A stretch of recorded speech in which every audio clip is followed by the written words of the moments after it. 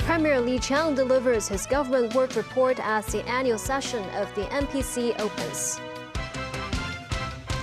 The Premier unveils a GDP growth target of about 5% for 2024, stressing the need to boost domestic demand and attract foreign investment. And in South Korea, striking doctors' licenses will be suspended for at least 3 months.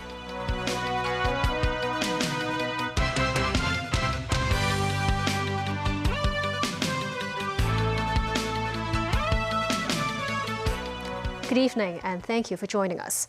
The opening meeting of the second session of the 14th National People's Congress took place in Beijing today. Premier Li Qiang delivered his 31-page government work report on the opportunities and challenges in the country's economy. Li revealed a GDP growth target of about 5% for this year, as he underscored the need to expand domestic demand and attract foreign investment to buoy the economy. The annual meeting of the National People's Congress was held at the Great Hall of the People in Beijing.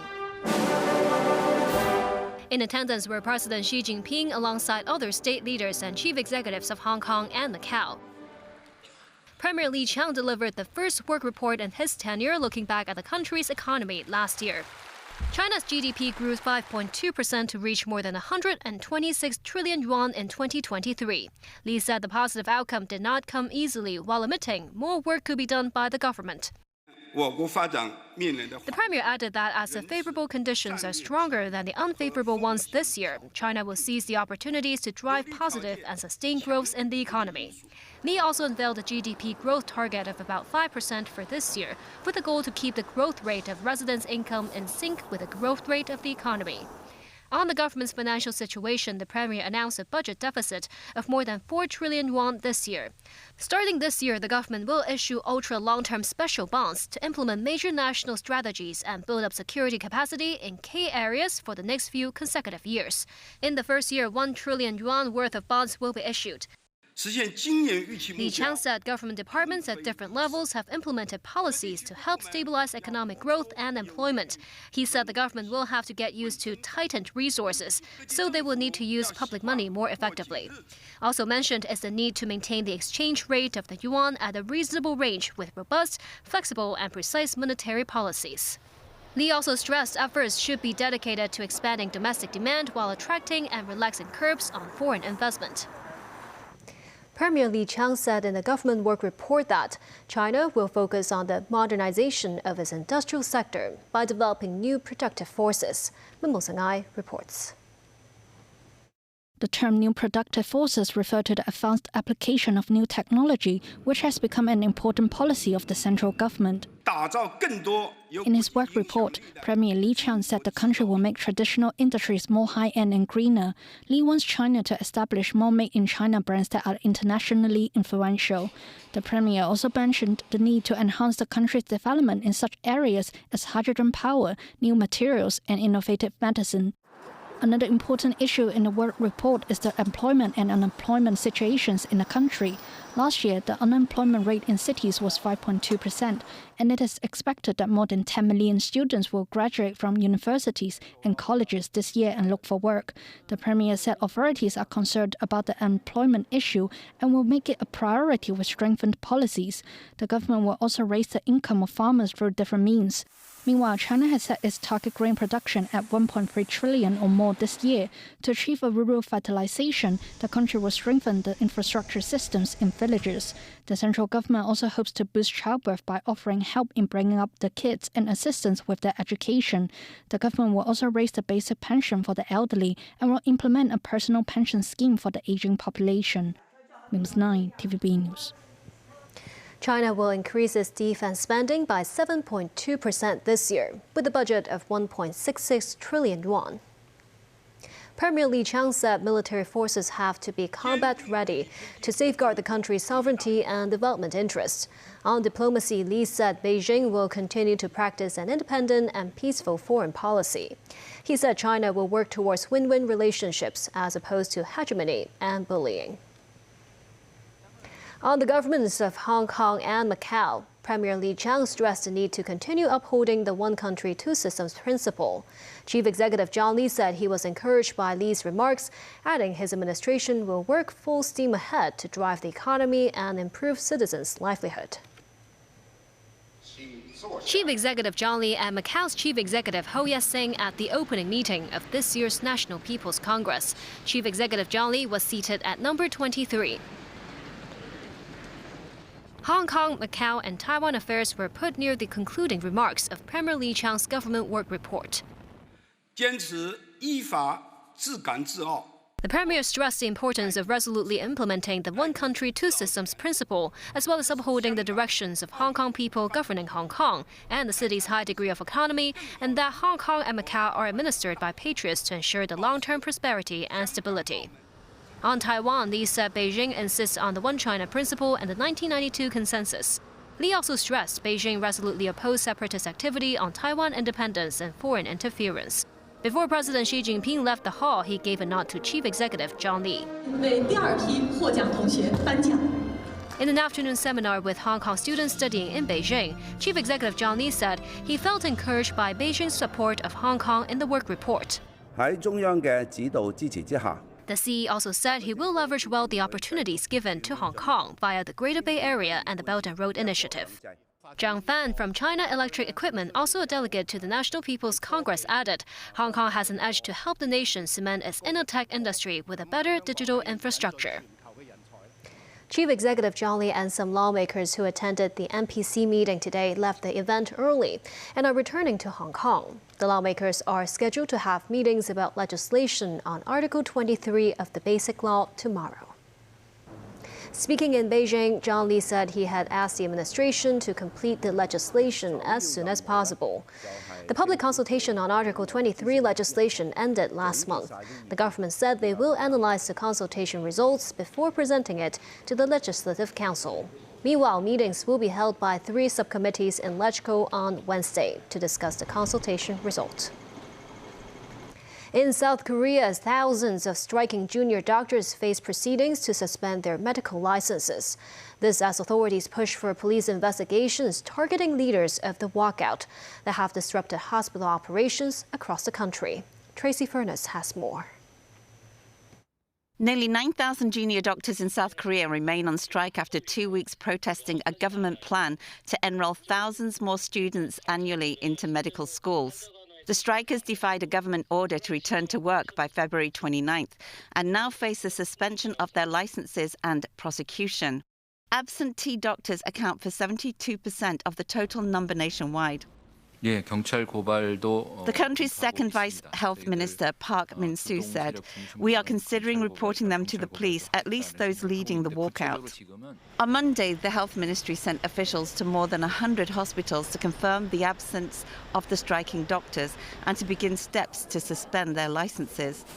Park said the doctors' licenses would be suspended for at least 3 months and doctors would be given opportunities to respond before suspensions take effect. The trainee doctors have left their patients defenseless and have left emergency rooms and intensive care units, Park continued. He said this was irresponsible, betraying their professional and ethical responsibilities. After the penalty takes effect, the striking doctors' training time will no longer accumulate, and the time for them to obtain qualifications will be delayed by 1 year. Under South Korea's medical law, doctors who defy orders to resume work can be punished with 3 years in prison or a 30 million won fine, with their medical licenses suspended for up to 1 year. Tracy Furness, TVB News. And still ahead, the U.S. Supreme Court rules that states cannot remove Trump from the ballot. French lawmakers approve a bill to enshrine abortion rights in the country's constitution. And villain bashing in Causeway Bay.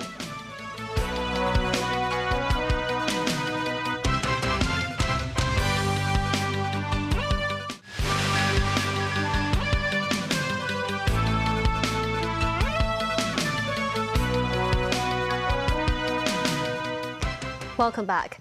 Ahead of today's Super Tuesday in the U.S., the Supreme Court Monday unanimously rejected Colorado's effort to disqualify Donald Trump from appearing on the state's primary election ballot. reserving Colorado's High Court ruling that Trump could not serve as president again, as he was involved with an insurrection. The U.S. Supreme Court said that states have no right to make that call. It is also former UN Ambassador Nikki Haley's last chance to stop Trump from clinching the 2024 Republican presidential nomination. NBC has more. The U.S. Supreme Court dealing a final blow to states trying to ban former President Trump from the ballot. In a unanimous decision, the justices effectively leaving it up to voters to decide if the former president returns to the White House.